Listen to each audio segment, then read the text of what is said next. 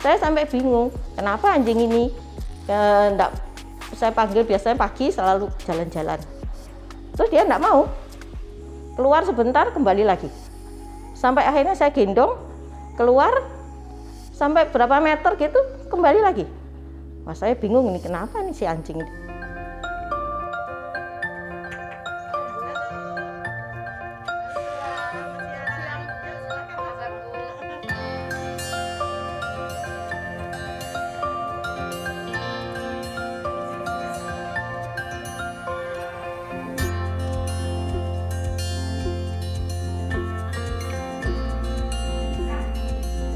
Ciko merasa bahwa dia seperti kehilangan.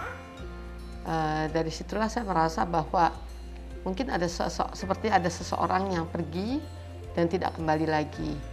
Dan itu yang saya tanyakan kepada mamanya Ciko. Dan di situ saya merasa Ciko ini benar-benar merasa sangat kehilangan gitu ya, gitu loh. Dia merasa kakak ini pergi dan dia sangat sedih banget. Nah, disitulah seakan-akan Ciko menarik diri dari kehidupan yang seperti biasa, rutinitas dia. Meskipun mungkin dia nggak setiap hari bertemu dengan si kakaknya ini, tapi dia merasakan satu kesedihan dari keluarga yang ditinggalkan ini. Dia merasa bahwa semua orang di keluarga itu bersedih. Nah, itulah yang terkena dampaknya kepada Ciko. Dan Ciko merasa sangat-sangat sedih yang sangat luar biasa. Kenapa? Karena suasana rumah menjadi berbeda. Tidak ada lagi satu kegembiraan di dalam rumah itu. Nah, itulah yang membuat kemudian Ciko jadi begitu berempati, gitu ya. Dia memiliki perasaan yang luar biasa dan dia sangat berempati. Betul, saya mengakui, Dokter Rajanti memang bisa menembus. Saya mengakui itu. Kan Dokter Rajanti nggak tahu kalau ada salah satu keluarga yang nggak ada. Saya cuma datang ke sana, cuma tanya, kenapa anjing ini kok nggak mau keluar dari rumah. Saya ajak keluar, sebentar minta pulang. Biasanya dia mesti keluar kalau pagi itu keluar jalan, atau sore keluar jalan. Ini sama sekali, sejak kokonya nggak ada. Saya tidak mengira kalau sampai sedemikian. Dokter Rajanti juga waktu saya datang juga belum cerita apa-apa. Dia langsung, dokter ngomong, apakah ada keluarga yang nggak ada? Pergi. Bilangnya juga nggak meninggal. Pergi jauh. Bilang. Saya kaget, ponakan saya juga mamahnya itu kaget. Pergi. Nah, akhirnya si mamanya cerita, oh iya itu anak saya yang barusan tanggal 1 November pulang. Nah, si Ciko ini katanya Dokter Rajanti menanti di rumah, khawatir kokonya pulang dia nggak ada. Nah, akhirnya dia cuma di rumah terus kayak nunggu. Tuh. Ini. Tapi terakhir ini pun juga masih ngeliat di kamar, kalau datang gitu ke kamarnya, nunggu di tempat tidurnya. Kan tidak, kamarnya juga tidak berubah, tetap aja.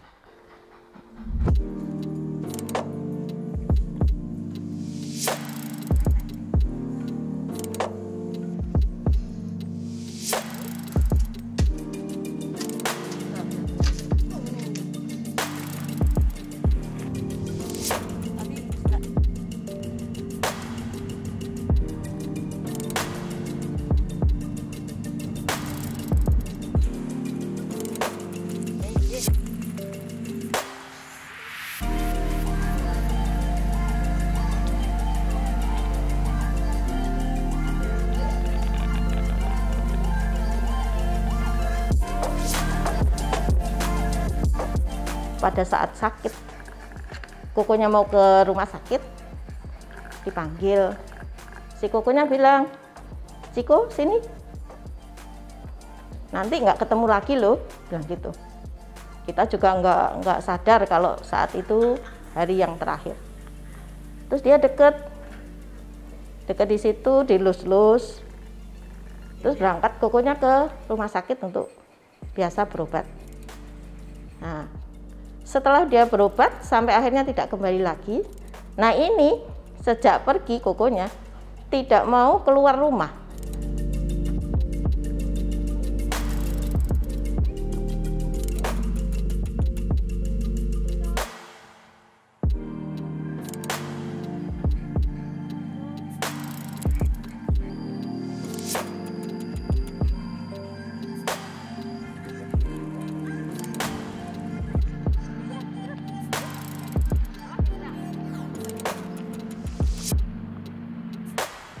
Nah saat ini tadi saya tanya sama Ciko, memang Ciko sudah jauh lebih happy, ya dia lebih mengerti lah gitu ya.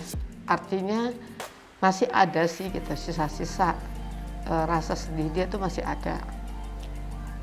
Tapi mungkin dia sudah bisa lebih menerima gitu ya, kira-kira seperti itu. Artinya buat Ciko sendiri itu dia menerima kepergian dari William itu, dia sudah bisa jauh lebih menerima ya kondisi itu, dan empatinya masih tetap ada sih kalau saya lihat. Tapi dia merasa bahwa mungkin William juga pun masih ada ya di sekitar dia gitu ya. Jadi dia masih yang dengan kondisi yang masih oke ya, masih karena dia bisa melihat itu dan dia masih bisa merasakan itu, meskipun mungkin kondisinya dia sudah jauh lebih mengerti barangkali gitu ya. Itulah, itu yang saya rasakan seperti itu. Memang menyedihkan sih.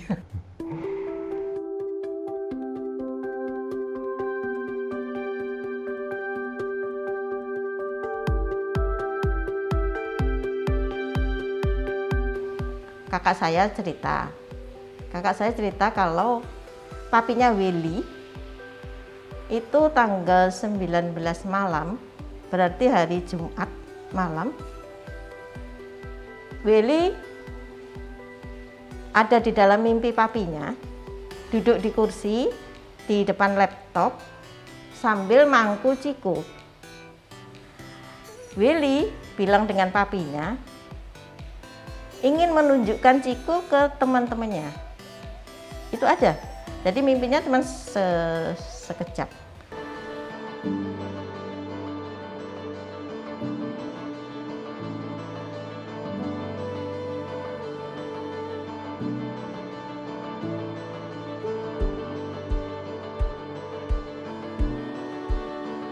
Ya, kadang-kadang kita nggak mengerti kenapa pesan itu begitu mudah untuk sampai kepada terhubung dengan orang-orang yang mungkin tidak punya hubungan emosi satu sama lain ya. Sama seperti ini, kenapa saya memilih Ciko untuk topik video YouTube ini. Nah ini kejadiannya karena semalam tiba-tiba saya teringat sama Ciko sih gitu loh. Memang kebetulan kita memang sedang ada pengambilan film. Nah tiba-tiba entah kenapa saya jadi teringatlah sama Ciko gitu loh. Nah itu seperti itu, padahal Ciko bukan pasien yang rutin datang ke klinik terus-menerus gitu ya. Bukan, dia hanya 2 kali ya Bu ya kalau nggak salah ya. Ya. Jadi entah kenapa saya jadi teringat sama Ciko gitu, dan saya berpikir mungkin ada sesuatu yang baik yang untuk disampaikan, seperti itu kira-kira. Dan pada saat ini saya menemukan jawabannya. Jadi mungkin untuk teman-teman almarhum William dan untuk semua yang mau untuk mendoakan, mungkin ada baiknya kita mendoakan William supaya William pun diberikan ketenangan ya dan kebahagiaan ya, dan untuk keluarga pun diberikan kekuatan, kira-kira seperti itu ya. Ya semua pasti ada maksudnya ya, kenapa saya ada di tempat ini pun sudah pasti ada yang mengatur. Saya hanya menjalankan saja, kira-kira seperti itu ya.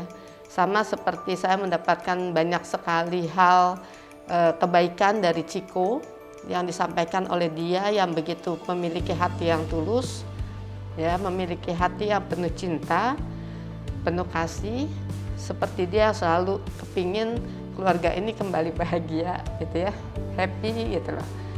Nah itu juga kira-kira saya mendapatkan banyak sekali satu pengalaman yang begitu luar biasa di pagi hari ini. Dan saya berterima kasih karena Tuhan sudah membimbing saya untuk datang ke tempat ini. Ya, kira-kira seperti itu. Terima kasih untuk Ibu semuanya. Ya, semoga kita semua diberkati dan semakin kita mau untuk lebih dekat sama Tuhan, kira-kira seperti itu.